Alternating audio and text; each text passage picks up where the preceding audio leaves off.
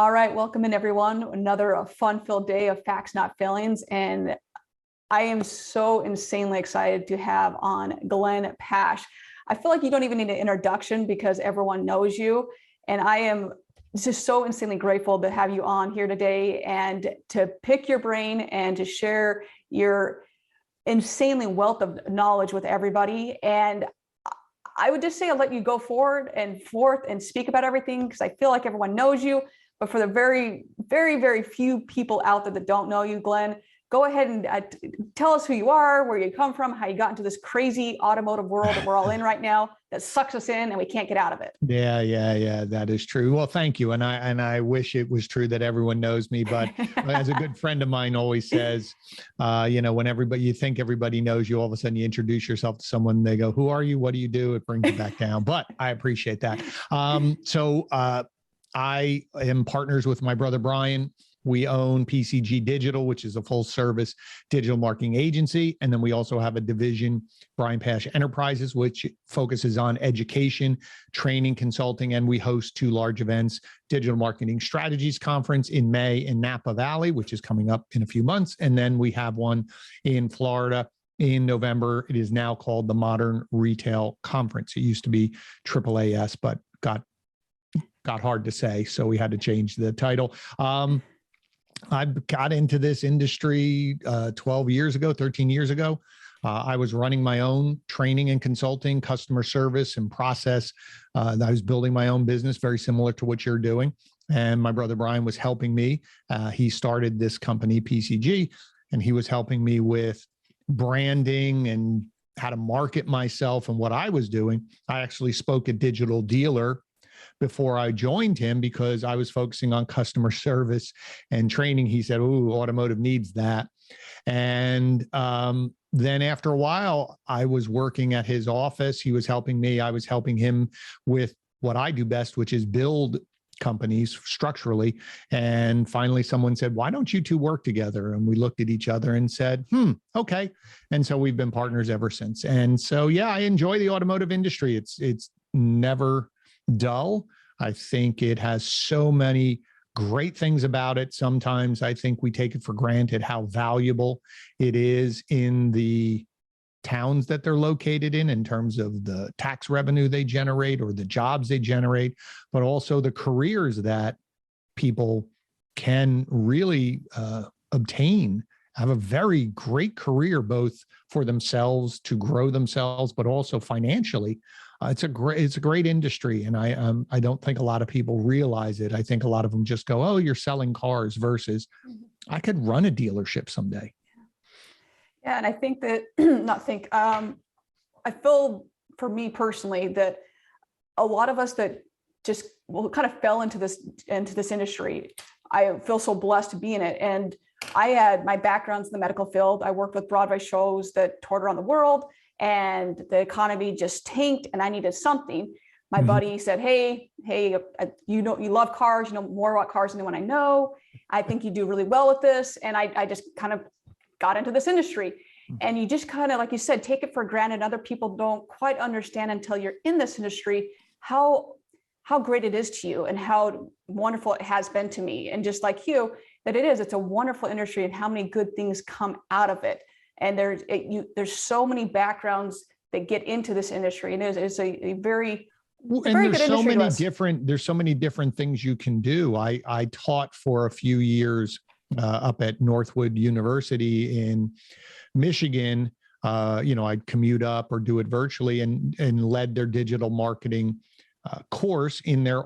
They're one of the only colleges that has a automotive marketing and management degree program. And I asked a lot of these individuals why they were there. Part of it, a few of them, family businesses, going to school to learn how to do this. They're going to go back and work for the family business. But a lot of them just said, "I love the industry." But by getting in there, they realized, well, I could go work for a manufacturer. And if I work for a manufacturer, I could work around the world. I could work in different countries. Then they said I could go work for a very large corporate vendor, maybe Cox Automotive, and I could go into a million different areas for them, or financial, let alone even in the dealership itself. running different departments. So as I said, I think people miss that automotive is this huge industry because we just look at the dealership and say, well, I don't want to sell cars. And selling cars is only a very small fraction of what the whole industry has to offer if somebody really wants to dive into it. And I think taking it one step further is I was talking with a colleague recently, and unfortunately, because it's outside looking in, is you focus on this very small percentage of it, and it gets this very bad stigma. Mm-hmm. Once again, it's car salesmen, car salespeople, and lawyers and Congress. That's where we rank on how untrustworthy we are. Well, no, that's not the case. I know that we rank there, but there's so much more to what we do. And that's so old school thinking. And there's so much more that we do and so much more we can offer. And the industry is so much larger than that. So much larger than that. Sure. So much. Absolutely. Yeah, very much so. So with that, you've sat in a lot of different seats, you've done different things, which leads to just leadership. I mean, there's so many ways you can go into management. And I think in the world that we're in right now with the auto industry, leadership is something that I think there's a big need for it, and it's changed on what is needed and the qualities are needed. I just wanted you to speak on that a little bit.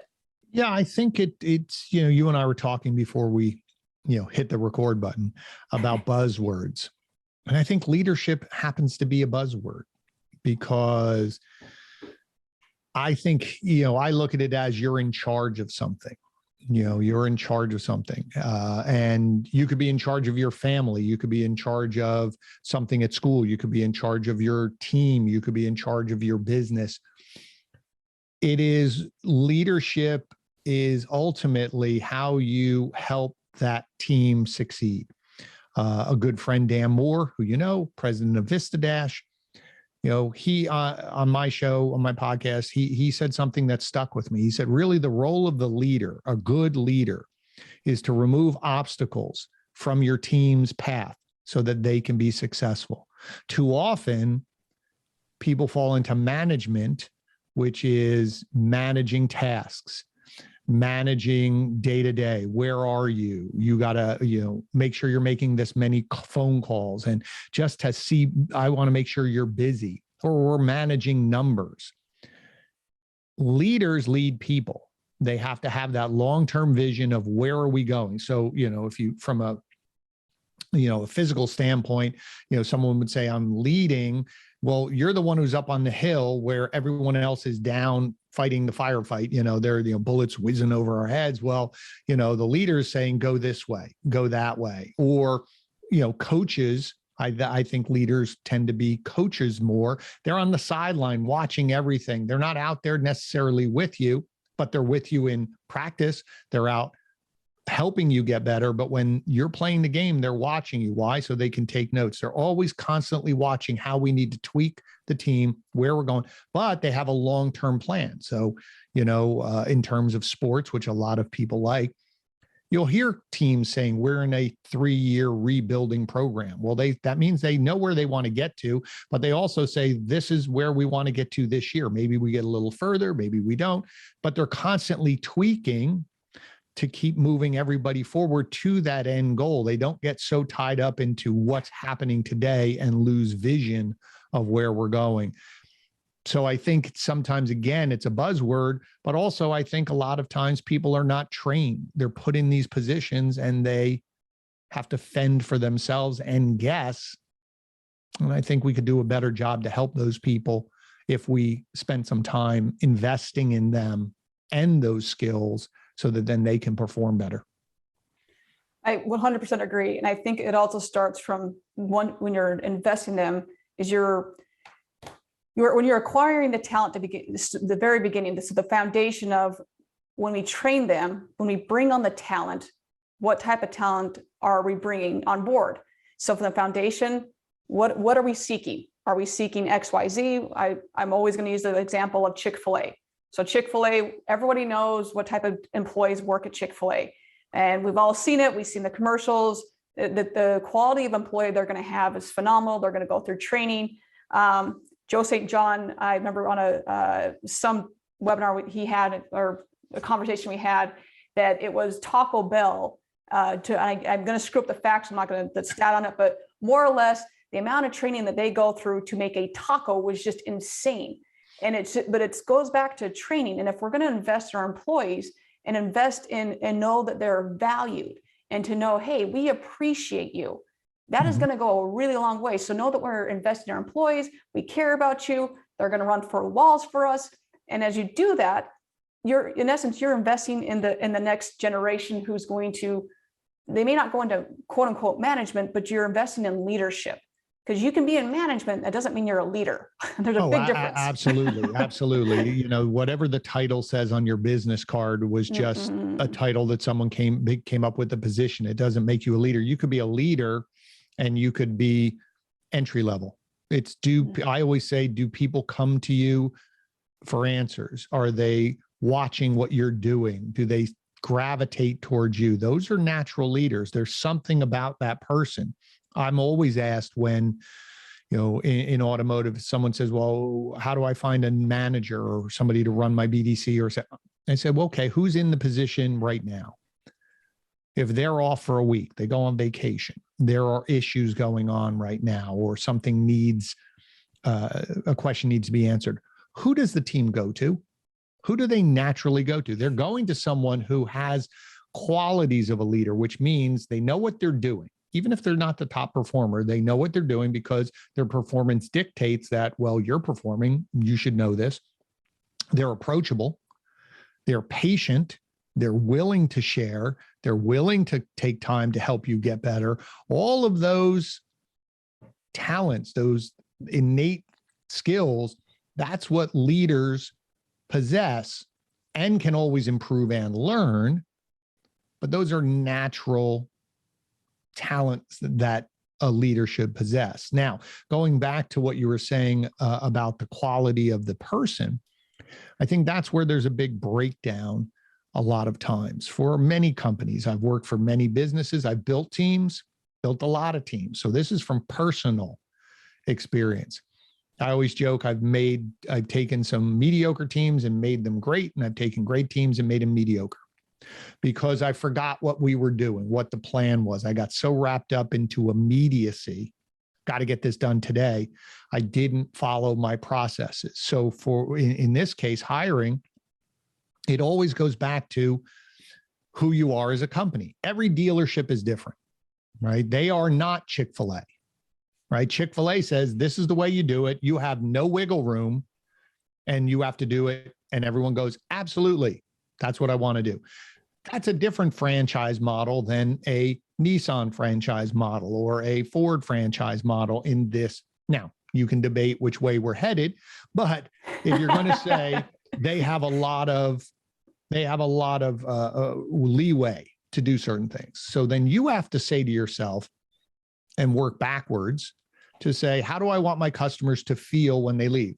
I'll guarantee you that's what Chick-fil-A started at. How do I want them to feel when they leave? Now we take a step backwards and we say, well, what do we have to do?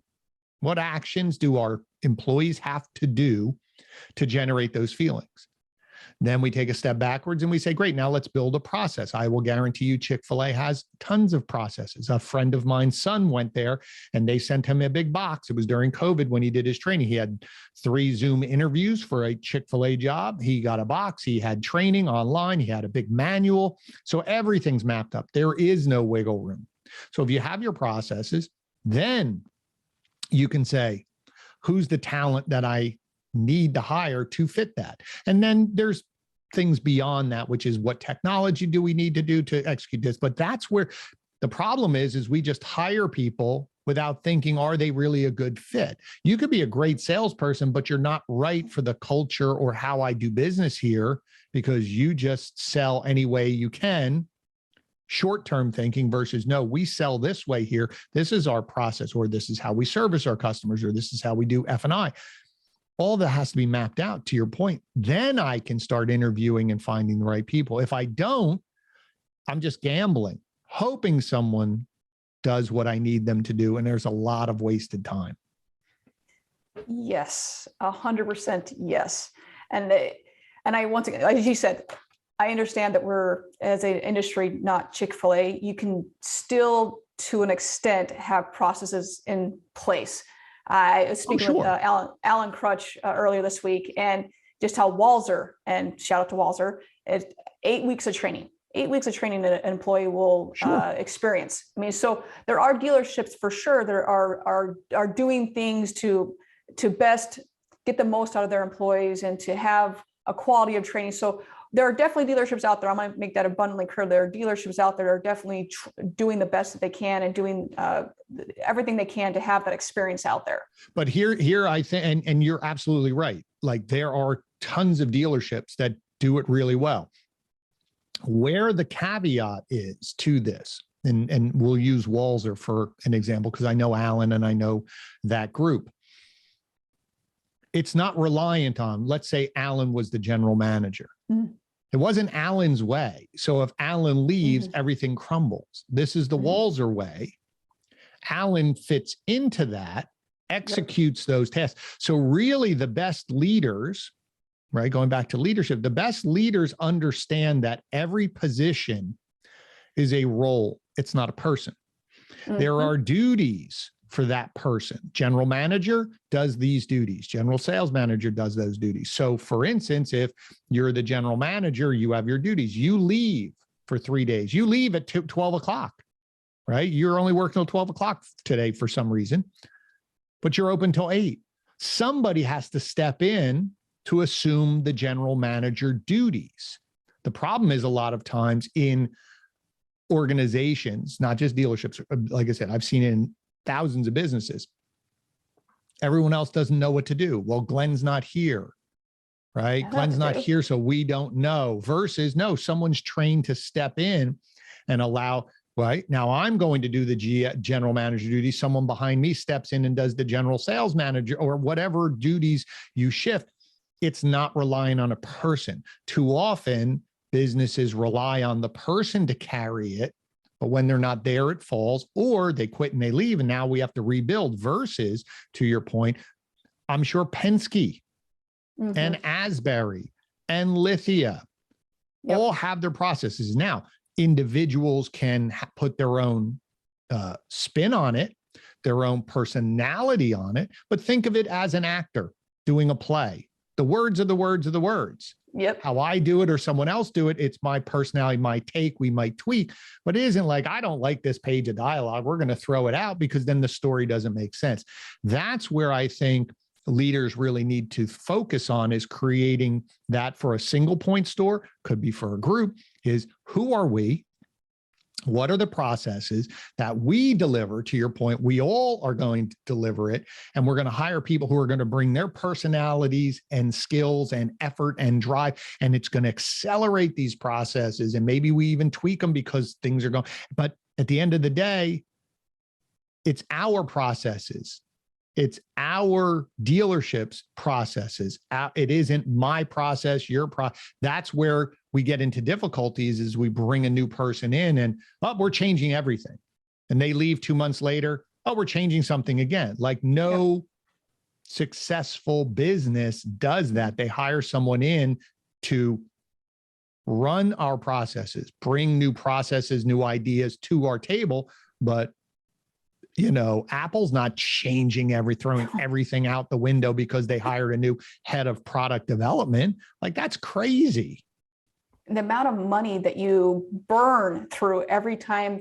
Well, I have a new BDC manager, or I have a new product, insert title here. The amount of money that businesses are just throwing out the window every time we're going to revamp this. And if you're going into the dealership world, if you are a multiple location group, you should have the same process, regardless where I send my lead, or regardless if I go into this store, X store, if you're not in the industry, in the auto industry. But having a different experience every single time as a consumer, all of a sudden now I'm like, wait a minute, so I'm going to get a different price if I go to this location or this location. Well, then why would I ever go to this location? Or I'm going to get a better location. But that's okay if that's your business model. What I'm saying is that that's okay, because I've seen groups that have multiple let's say 10 stores, And everything is decided from the top down, very corporate. Here's our processes. Here's how we want to do this. There's other 10 store groups that each individual, they empower the general manager to do it their own way, so to speak, within some framework. But to your point is, I could go to this store versus that store. And even if they're different brands, I'm going to have a little bit different experience because that's the way they want to do that. If you're okay with that, that's all right. Just do it the best you can and maximize whatever process it is, but don't call the cat the dog. Yes. If you want to have this consistent group, if you go to, again, we'll go back to Wowszer because you use them as an example. If you want to say any Wowszer store you go to, you're going to get this type of experience. Okay, then you build that. If it's just come to Wowszer, we have the best price, and you, that isn't mapped out internally and you're okay with that, that's all right. But don't market it as wherever you go to any Wowszer store, you're going to get this great experience, but then you don't build it out internally. So again, and listen, there are so many dealerships who are doing phenomenal work. They've thought this through, but yet they are also challenged to say, well, if I bring someone in, how much do I change? Is it the person? Is it the process? And that's always going to be a debate. If you have a BDC that failed, was it the process or was it the people? And then but you have to really take time to think that through and do a sort of a discovery and an analysis of that versus just, well, we're going to hire another person. That person failed, we'll hire another person, or we're going to change the process. I've done it. That's why I'm saying this is all from my experience. I've done that. Oh, this doesn't work. We're changing everything. Reality, it wasn't changing. I didn't need to change anything. I needed to, for me, to get more involved to make sure we were maximizing what we were currently doing. So I always say that before I change anything, I want to make sure we're maximizing what we're supposed to be doing first, because maybe that's the thing. It's accountability. It's not the process, right? It's not the people. It's the leader of the people. So it's easy to sit in a chair or have a conversation and say, they're wrong. And this is this and this is that. I'm just telling you my own mistakes, and I still make them today. And I constantly question myself to say, if we're not achieving what we're doing, what piece, what lever do I need to pull? And that's what we all should be just thinking about as leaders. And even if we're successful, why are we successful? What's working? Why is it working? So we can reinforce what's working. I think you hit on something very, very key there is regardless what you're doing, and we get into, with reports, you're diving into a report. If you're going to dive into a report, you've got to be diving into your own employees. Why is that? If you've got a person that's just not working out, like you said, why is that person struggling? Why is the person lagging? Are you not inspecting what you expect out of that person? Did you put the person, maybe the person is a phenomenal employee, but you have that person in the wrong desk. That person should be over here instead. So you've really got to be paying attention. I am a sports junkie. So if I have Phil Jackson sees that, obviously Phil Jackson's not coaching anymore, but if Phil Jackson saw that, hey, we've got a player, if Scottie Pippen is hurting or whatever, where do we need to move Scottie Pippen? Maybe he's just pissed off about whatever, that Michael Jordan's getting the ball too much. Well, deal with it. Michael Jordan's the best basketball player ever. So he's got to deal with it. Maybe he needs to have another Zen yoga with him or something. But you've got to always have your eye on what is going on with your team to figure out, okay, like you said, what lever do I need to pull? What do I need to do here? Because something is going on with our team. And look internally and know that, take your ego, put it aside and say, hey, maybe it's me. Maybe I screwed up and I need to know what's going on. And we'll use a leadership buzzword here, but something's going on. Well, I think I try to break it down. Like I said, I've trained thousands of people in my life, and I came up with a training process that it doesn't matter. And I talked about it at NADA one year, and a dealer came up to me and said, no one's ever come up or shared a training process. Everybody talks about, here's how we're going to train on the CRM, and here's how we're going to do this, do this. He said, you actually have a training process that you could use for anything. Doesn't matter what you're training, follow this process. I said, absolutely. But one of the parts of it is, if it's all about results, and you said something that is really important, is we have to leave our emotions at the door, right? Cover up the person's name and look at the results. Because sometimes we're influenced by, it's Glenn again. How many times do I got to talk to Glenn? But if I just covered that up, and if I took it off, and it was someone else who's new, you might go, well, so if you just cover it up, I always say that if we're not getting the results that we want, the very first place I say to me is shame on me, right? Maybe it's me initially.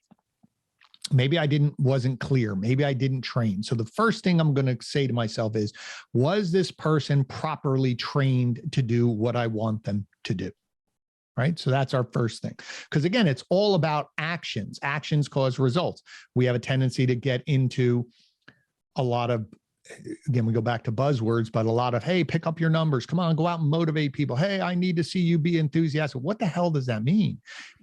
So I tell people, if I can't physically do it, then it's not clear enough, right? So what are the actions you do to show enthusiasm? What are the actions you do to generate these results? So first question is, are they trained to do it? Yes or no? Number two then is, did I train them?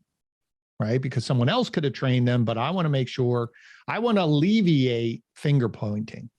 So then I would go out and follow my process of training, and I would go to that person and say, hey, how are you doing?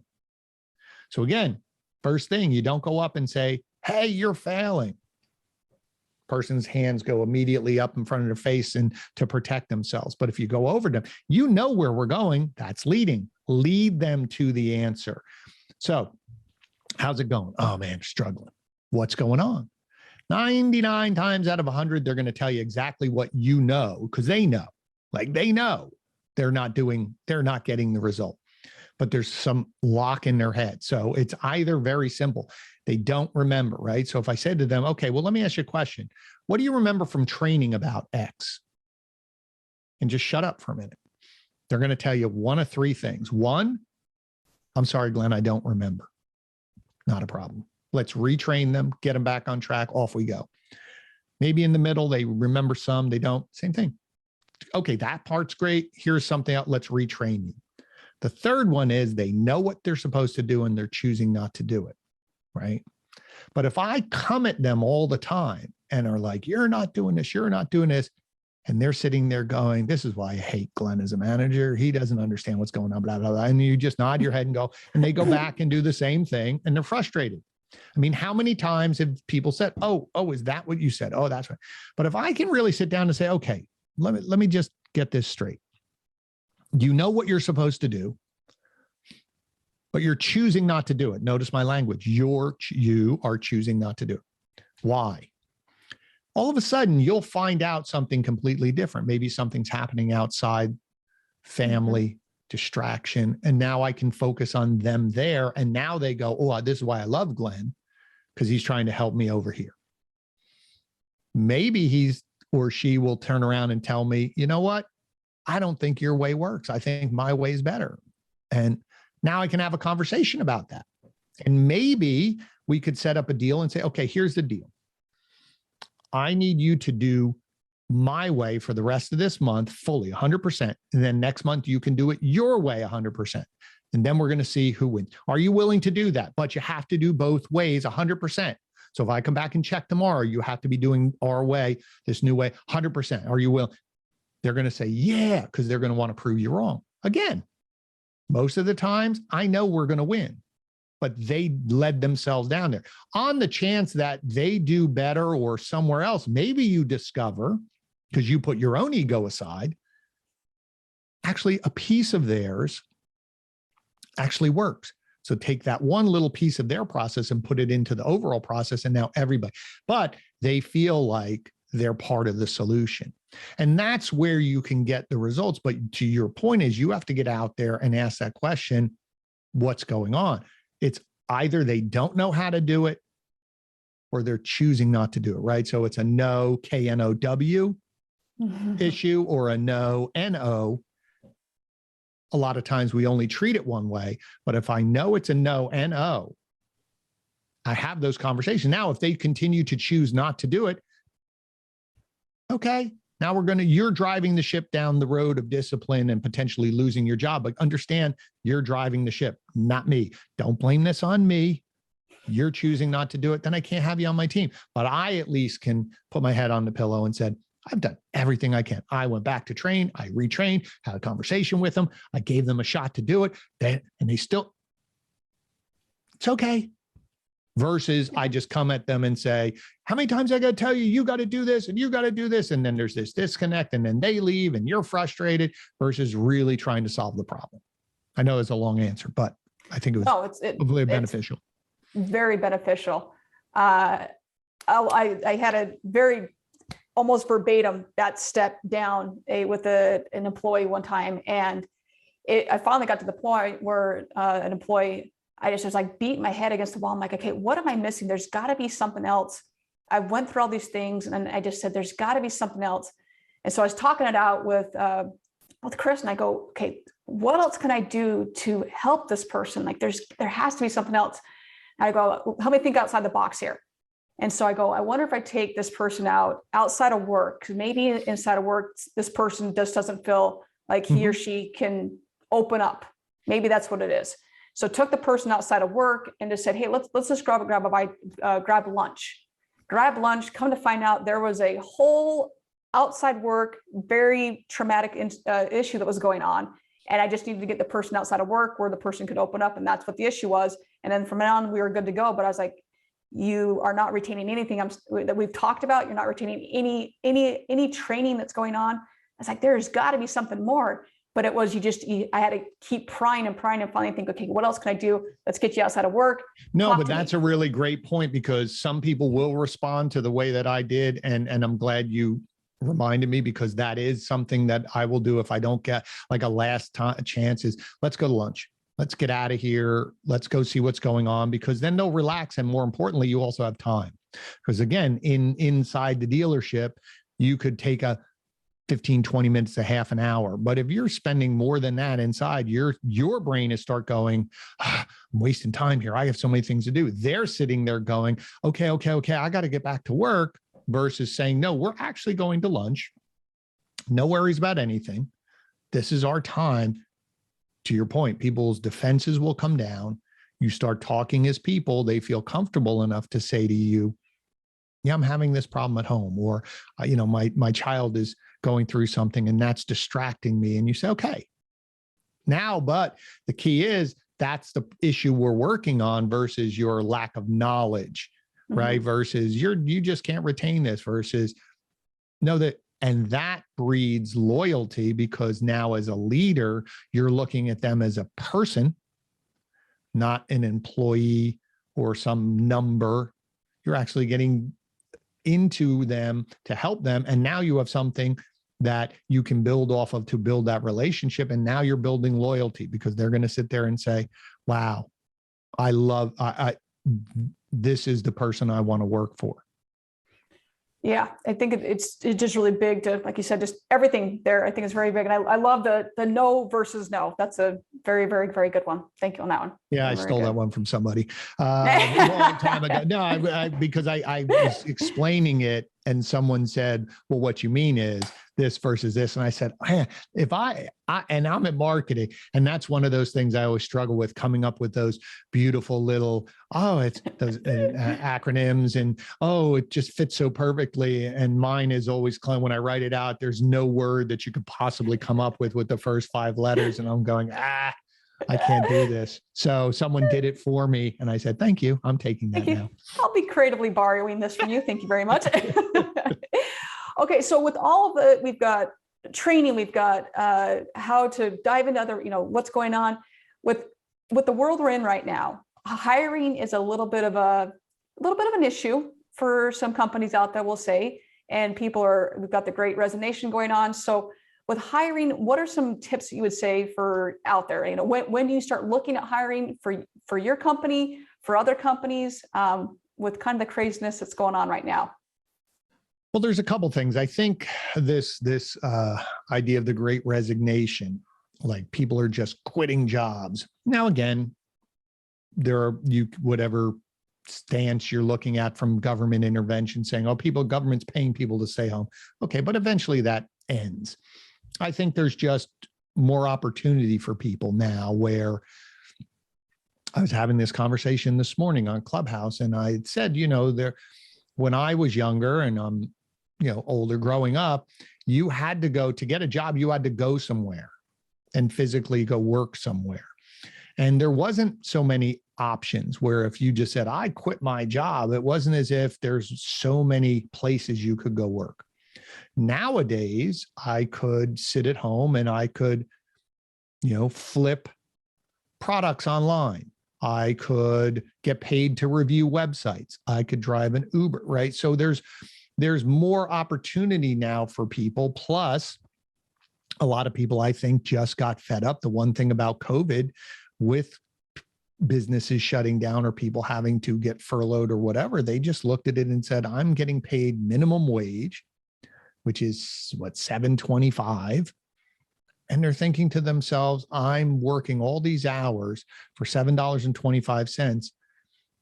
There's got to be something else I can do for $7.25 or $10 or $12. And now that's where the competition is. In my local town here at Chick-fil-A, I think they're offering $17 or $18 an hour to go work. So when you start getting up to almost $20 an hour, if you think about it, I work 40 hours, that's a $40,000 a year job to work at Chick-fil-A.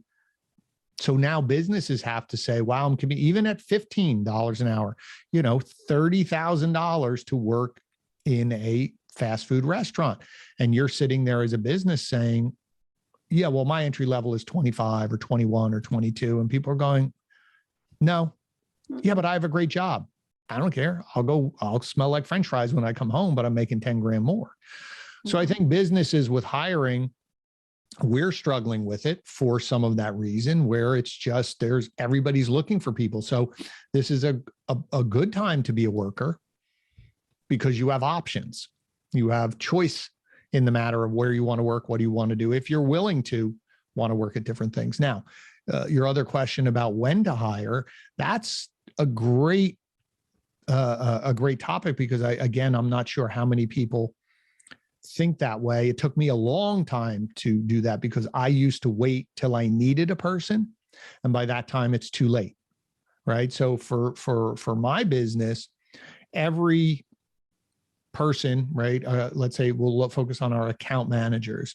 They can handle their, bandwidth, so to speak, is a certain number of clients.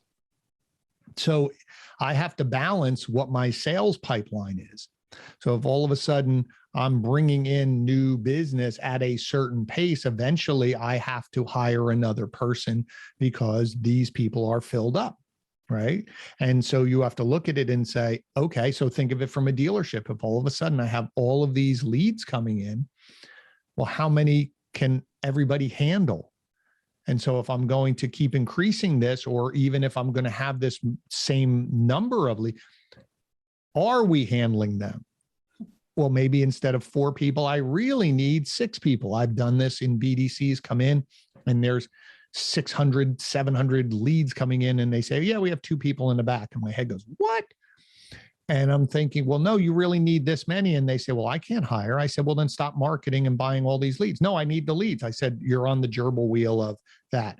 So it is about, depending on how you're growing. If you're growing your business, you have to think backwards again. If I have a person who can fulfill a 50% capacity, again, going back to our company, if I said, how long is it going to take for someone to handle half a client load, half a full client?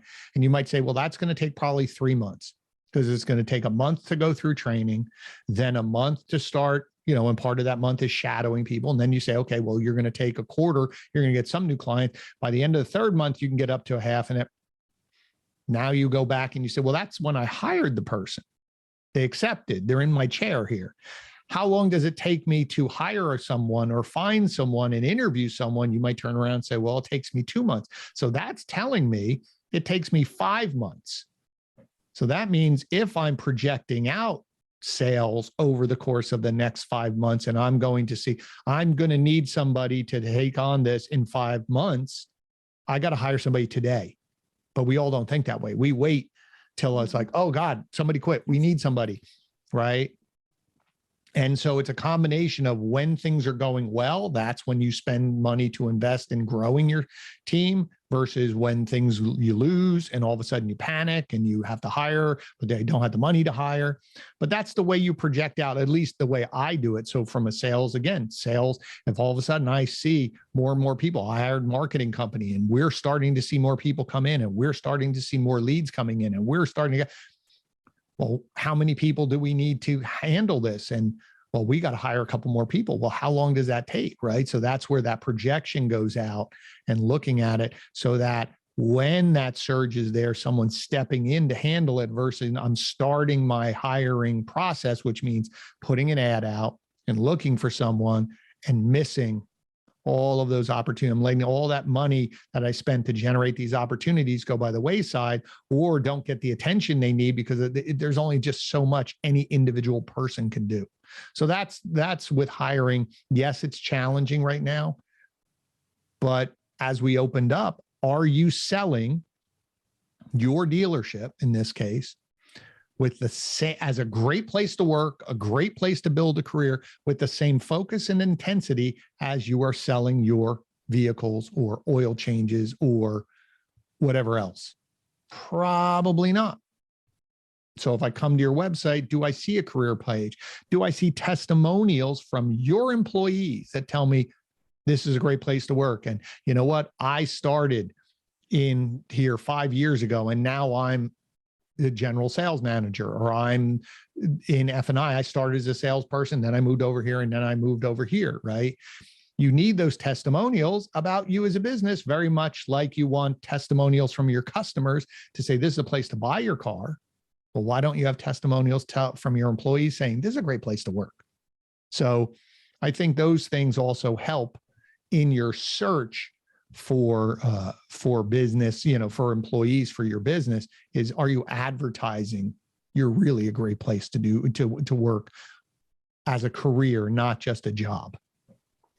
I have never thought of putting, like in this case, a dealership, to put employee testimonials. That is a brilliant idea. I mean, too often there are a lot of awards out there, and some that obviously can be bought. So, we're the best dealership or best business to whatever, blah, blah, blah, blah, insert here. And with any award, sometimes you have to take them with a grain of salt. However, the testimonial, that's a whole different story. So that is a very, very good idea. Yeah, I thought about it because I was working with somebody and we were building, because we always, even our own company, we had a career page and we had the jobs there. And, we would push out in our posts saying we're hiring, we're a great place to work. But I was working with a group and that was one of their struggles of career. And I looked at first, they didn't have a career page. I said, well, why don't you have a career page? And then it just clicked one day. And I said, why don't we have testimonials from your employees? And immediately I called my team and said, we don't have this. We need this. And now we have it at the bottom of our career page. And the stories, there's 4 of them. And someone said, I've been here for over 10 years and I started here. And now this. Someone else says, look at all the skills that I've learned. And now that I'm speaking or I'm doing this, like that shows that this is a place to be for 10 years. And it's a great place to, and I'm growing and I have new, even for a small company, you move up and you're different responsibilities. And it's helped us because people are, when they reach out, they say, oh, I read those testimonials. I think it gives weight, just like anything. You can advertise you're the best dealership to buy a car from, but what does everybody say? Get Google reviews. Why do we need Google reviews? Because we want our customers telling other customers, this is a great place to buy your car. Same mentality. Why wouldn't we have our employees? Because every single dealership has people who have stayed and moved up, came in at entry level, moved up to here. Maybe somebody who worked, as a porter is now in sales and now they're generating money and they're having a great life. Or they come in here and they say they invested in me in training, or a general manager who said, my owner has invested money in me. They've sent me here. They've sent me there. They've done this for me. Great stories, because that's what people are looking for, especially if you're in the automotive space and you've worked in dealerships. There's constantly people looking for dealerships that you can say, I want to move up. Can I move up? Are they investing me in training? So again, you could sell it, but we need those testimonials from your people that said, this is really what it's like working here. I think that it's so beneficial to help you, especially in now, like you were saying earlier, it's so competitive. So again, going back to, we have a why buy, we have a why service, why work here, right? Why should you work for ABC, Glenn's Toyota? Why should you work for me? Well, I'm going to tell you why, but here, let my employees tell you why. It just makes sense. 100%. We just have always missed it for some reason. Well, and I think with all the craziness with, trying to, I'm going to throw a $5,000 signing bonus, which I have my own thoughts on the signing bonus situation. But if you're going to throw that at someone, if you still, obviously it's not working so well. Living in Chicago, billboards are very, very expensive, as they are in New York. They're very expensive. And if you're taking billboards out and you're still not getting people to come on board, that says something. Signing bonuses, have my own feelings on that. Customer testimonials are going to make a lot more sense, because that is telling them, hey, we value our employees once again. People want to come to work for a place where they feel valued, where they have actual real value. I use that same word again, but it's not, I'm going to throw a bunch of money at you, because it's not what drives people as much. I mean, well, it depends but again, usually with those bonuses, there's some caveat, like you have to work a certain period of time, and then I'll give it to you at that time. But then you're saying, but I gave it. So I'm not a fan of that either. I'd say throw $5,000 more on their salary, like raise the salary up. Yep. If you're willing to give them $5,000 in their hand right now, then raise their salary, because that's really $10,000. If you're going to give them $5,000, right? Again, it's not really $5,000 because taxes are taken out. So it's not really $5,000, but then just bump their salary up or do something else. Or to your point, it becomes more of a ground game. I'd take that money and give it to my employees and say, hey, I'm going to do a referral bonus. Anybody who brings someone in, and if we hire them and they stay 90 days and work with us, I'm going to give you $1,000. Yeah. Why would, people inside the building already know what it's like. They know what the culture's like. They'd love to recommend it to their friends, or maybe just they'll do the groundwork, give them little cards and put their name on it, and they go hand it out, or put, a lot of times in your town, billboards aren't going to, especially again, it's a large town, but it's like your community. People know the community. How can I get groundwork? Are you willing to take an ad out? Are you willing to take a radio commercial that you're hiring? And here's a benefit, and then drive them to your page on the website that talks about how great you are with all the testimonials. Are you willing to do a video pre-roll campaign focused only on hiring, where your whole video pre-roll is about testimonials and why you're great? Not, hey, $3.99 best part down, versus, hey, this is the best place. Are you looking for a career? Are you looking for, challenges? Are you looking to work in a customer service business? Well, then you need to come over here, and here's the link. And they go over there and they look at this page and they say, wow, look at these people. I never thought of all the things you could do, especially when you have those stories of people moving up and saying, I've been here for 5 years and now I'm the general manager, or I'm the general sales manager, or I'm leading a team, or I'm doing this. And I started here and they invest in me and I get this and I get bonuses. And, the other thing that I love about automotive is very similar. I worked in hospitality. Some people get bored. They can go work in an office and make, let's say $50,000, but it's boring.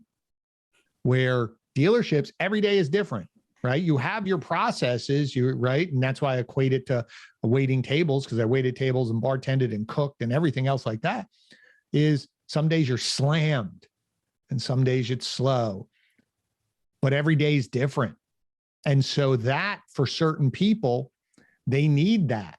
They need the every day is different, but that structure around them. And what's better than working around some really nice cars, or helping people with their problems of getting a car, or fixing their car, or whatever? But advertise that, be that difference. But sometimes, again, we get the billboard versus a lot of groundwork.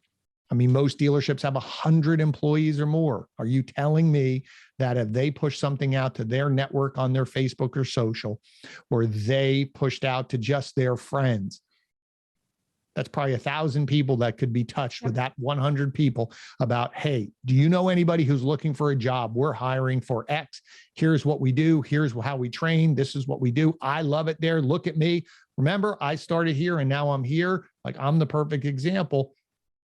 And so what if the person gets a little bonus because they did that?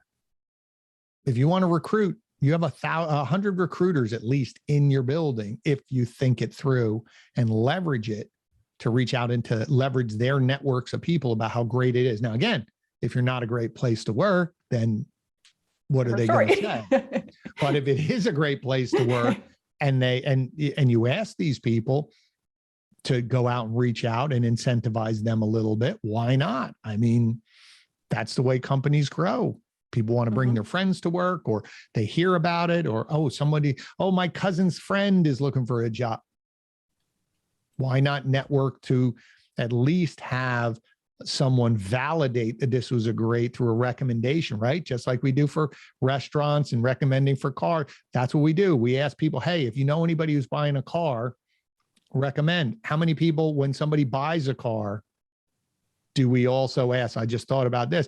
You sell 100 cars. Do you ask any person that you bought a car? By the way, do you know anyone who's looking for a job because we're hiring? Like right there, some of the people who sell 300 cars, you're talking to 300 families. Yeah. Now on top of your 100 people, those 300 or 200 or 100. It's huge. Huge. And guess what it costs you? Costs you effort and just remembering it. So as you're asking for a review, hey, recommend, hey, do you know anybody who's looking for, especially after a person goes, man, you were really nice. Yeah, I've been working here for 5 years. It's a great job. Started here, moved up here. Man, I'm doing really well. I can't wait. I'm on a path to do X, Y, and Z. By the way, if you know anybody who's looking for a job, we're always hiring. Here's my card. Tell them to call me. Why not? Simple things. And too often, I think we just overlook it. Keep it simple, stupid, right? We overlook the easy things. Yes, can you still spend money, advertise? Yeah, sure. The easy solutions are right in front of our face. It's just thinking outside the box. Yeah, we just don't leverage our own. We don't leverage our own people at times. We forget about that. We don't leverage the fact that, when I tell them, listen, if you're posting something on Facebook or whatever, or you see it, have all of your employees share it out to their networks. Now, not everybody's going to do it, but it just pushes it out into somebody else's network of friends. Why wouldn't you do that? Just consistently push it out, especially if it's, hey, look at the charity we just supported, or look at this cool car, or, hey, look at this person I helped. Hey, if you know anybody who needs something, or same thing, hey, we're looking for people. If anybody knows anybody who's looking for a job, have them come on over and talk to me. Leverage your people. You have them right under your nose, and they have friends as well. Every single person, I will guarantee you, who's on Facebook is connected to more than 100 people. Locally. So leverage that for your needs as an employer. I think that's another way that you can start reaching out to people to help with your hiring needs. Awesome. Glenn, it has been such a pleasure. Thank you so much for all this. Sure. Got a couple of lightning round questions for everyone that comes on the show. I like these. First and foremost, we've got the Super Bowl coming up this weekend. So who are you taking? Who you wanting? I have no dog in the game because I'm a New York fan, but I'm torn. I'm really torn because I want Matthew Stafford so badly to win because he was on so many tough team, hard. They were just, I don't want to say they're bad because I have friends in Detroit and they'll yell at me. Sorry, Detroit. Sorry. I know, but it's like the Jets. You just go, ugh. So for that, Aaron Donald, there's people on that team that, you want them to win. But I just tell you, Cincinnati, that's like the underdog. I mean, that team has been through so much, so many struggles. And, I just like the makeup of their team. I like Joe Burrow. I like their kicker. I like all the people on that team. And I just, it's hard. I'm going to be happy for whoever wins. And I'm going to be really sad for whoever loses because they're both great stories. And I know Kevin Fry, if you're listening, you're going, Cincinnati is the only choice. I get it. So that's where I stand. I just hope we've had such great games in this, probably the best in all of the playoffs. They've all been great. The majority of them have all been by overtime or a field goal at the buzzer, at time runs out. So I'm hoping that type of game happens again. So that's my answer. Yeah, I'm going to say ditto to that as well. Joe Burrow has just been phenomenal watching him, and same with Matthew Stafford. You're kind of pulling for him in that regard, just because he's had a rough go with Detroit, to say the least, and it'd be great to see Aaron Donald get a ring. But to have Cincy have a ring, man, it would be the city needs it. Oh yeah, it'd be great. It'd be great. Yeah. Okay, so next question is, outside of work, what are you doing for fun? What are you doing to unwind? I wish I did more to unwind. I'm always busy with the family, and we're just constantly busy shuttling my two young sons around to different things. But to relax, I like cooking. That's what I do to relax. Nothing makes me happier than being in the kitchen and putting a meal together. And when people are over, I like hosting and cooking. I'm not good at sitting down. I find myself just being in the kitchen and helping and doing things. And so that's the way I relax and unwind. And my wife enjoys that. Nice. That's a good hobby to have. Yes. All right. So with everything that you do, obviously you're a disruptor in the industry in a very good way. What is something that you're constantly trying to dispel facts from feelings in what you do?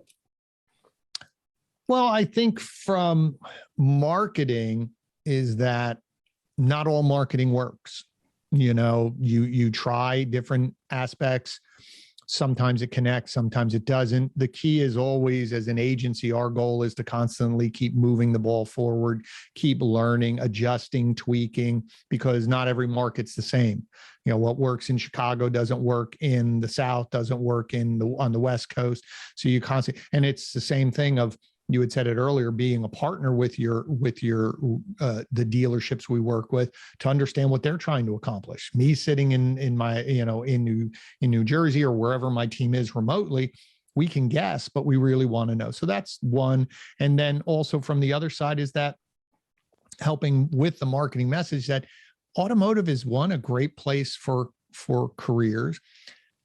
And the majority of dealers are out there doing a good job and trying to do a good job for their customers and for their employees.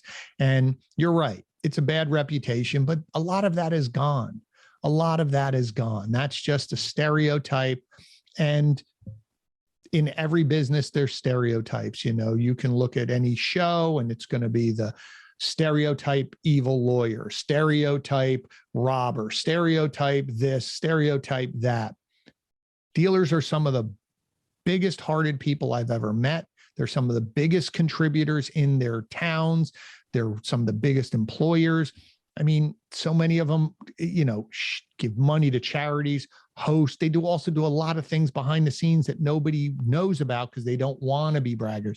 So I'm just very proud to be part of the automotive industry. I think, as I said, that if I can dispel any of that, listen, you're going to go to a restaurant and not have a good experience. It doesn't mean all restaurants are bad, right? Find the dealer that you like, find the salesperson you like, but don't blame the whole industry. That's sort of silly because you're missing out on something really great, but it might be a dealership down the road versus the one that you've dealt with in the past. So don't whitewash everybody as trying to rip me off, because they're not. Yeah, kudos. Yes, yeah. Last question I have for you. What is some advice that you have for your younger self? I think for my younger self is, I think about this often, is I always was a pleaser, wanted to make sure everybody, or as my wife would say, you worry about everybody first before yourself. And I always just push back on that and say, well, that's all right. But she says, sometimes I think you haven't voiced your own opinion enough for yourself or demanded more, not respect, because that's earned, but, push more for yourself, and because then you can do more for others. So I think for any young person is, keep pushing, keep trying. Fear, don't listen to that in your head. Try something, go after it if you believe in it. So I think for me, if anything, I probably would have done more for myself versus others and making sure the whole team goes forward first. But I don't know. That's the way I am. I'll always be that way. I don't think you're going to change that. I'm too old to get out of helping everybody first. And then, as they say, leaders eat last, or in the restaurant industry, after everybody's fed, then the staff eats dinner. So, it's just ingrained in me since I've been probably the youngest of 5 boys. I made sure there was always peace in the household. So no, it is difficult. I've struggled out with myself for many, many years of being the people pleaser, and to just finally say, you do need to step up and have your voice heard, and yes. that you cannot please everyone, because if someone somewhere you're going to make someone upset, and that's okay, because you can't please everyone. So I think that's very, very good advice. Very, very good advice.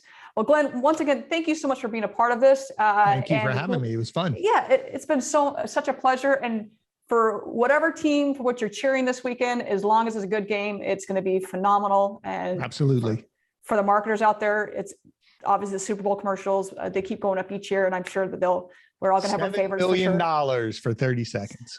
That's insane. Yes, but at the same moment in time, there are people who will say that's probably a phenomenal value, because look at all the people who are going to see it. Yep. And we all know that you always have your favorite, but I can go back and still think, oh my gosh, that Super Bowl commercial, 10 years ago. There's one in the like 92 that I still remember. I'm like, oh, it was my favorite commercial. They played it once and never played it again. It was a McDonald's commercial. So I still in my head. So yeah. But thank you so much, everyone. Have a wonderful weekend. As always, just be kind to people. When you see someone that needs a helping hand, reach out, help them, and we will see everyone next week. Have a wonderful weekend. Thanks. Thank you.